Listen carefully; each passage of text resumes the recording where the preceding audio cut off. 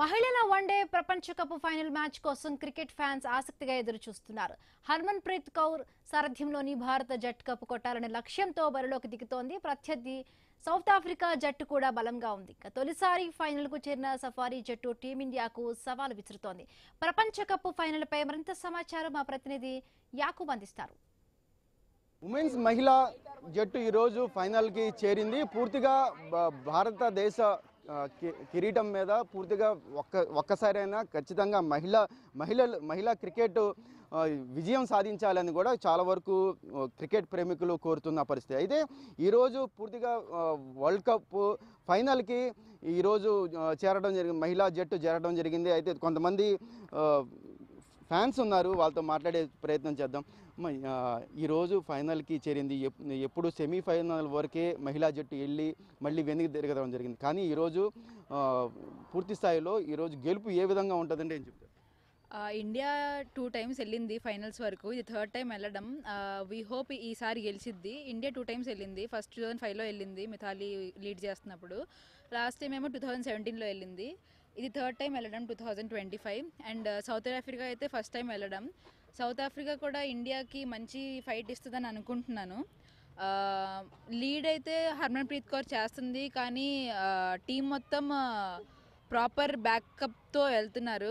Like స్మృతి Mandanna, Shafali Varma, Jemimah Rodrigues వీళ్ళందరూ మంచిగా start తీసుకొని తర్వాత రిచా ఘోష్ వీళ్ళందరూ వచ్చి బాగా బ్యాకప్ చేస్తున్నారు టీంకి. ఐ హోప్ ఈసారి ఇండియా గెలిచేసిద్ది. అంటే టాస్క్ పడిన తర్వాత బ్యాటింగ్ ముందు ఉంటే బాగుంటుందా, బౌలింగ్ ముందు ఉంటే బాగుంటుందా? ఏది మనకి లైనప్?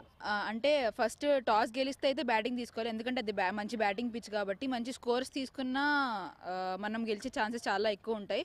బికాజ్ ఇప్పుడు ముంబైలో ఆడుతున్న D Y Patil stadium batting pitch, మంచి బ్యాట్ మీదకి వస్తుంది బాల్. సో బ్యాటింగ్ తీసుకుంటే మంచి. బ్యాటింగ్ లైన్లో బ్యాట్స్మెన్స్ ఎవరెవరు ఉన్నారు, దాంట్లో కీలకంగా ఎవరు పోషిస్తారు దీంట్లో?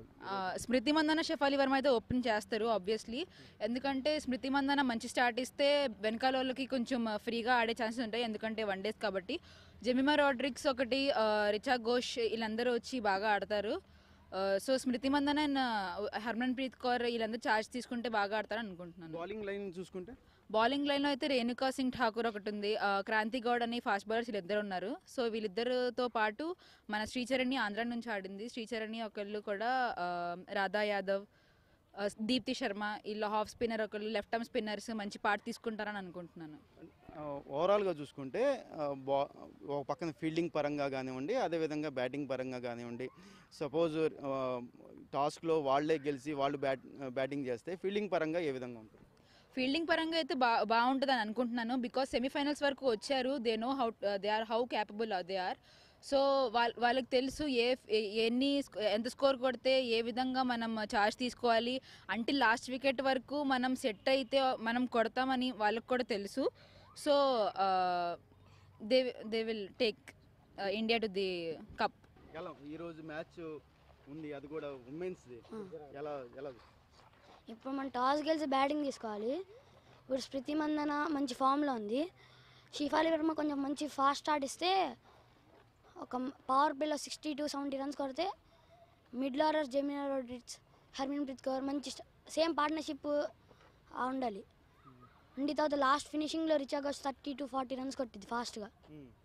అలా వెళ్తే అలా ఆడితే అలా ఫామ్ ఉంటే 350 వెళ్ళిద్ది టీమ్ స్కోర్. మన బౌలింగ్లో ఏమో శ్రీచరణి మన ఆంధ్ర ప్లేయరు, దీప్తి శర్మ, రేణుకా సింగ్ ఠాకూర్ వీళ్ళు మంచి వికెట్స్ వేస్తాం అనుకుంటున్నాను. ఆపోజిట్ టీం కూడా చాలా గట్టిగా ఉంది, వాళ్ళు కూడా గెలిచే అవకాశాలు ఉన్నాయి అని కూడా చెప్తున్నారు. ఉన్నాయి, కానీ మనకే ఎక్కువ ఛాన్సులు ఉన్నాయి. ఎలాగా? మన వాళ్ళు మంచి ఫామ్లో ఉన్నారు. మన టాప్ ఆర్డర్ నుంచి ఇప్పుడు టాప్ ఆర్డర్ ఫెయిల్ అయినా మిడిల్ ఆర్డర్ కంబ్యాక్ వేస్తున్నారు.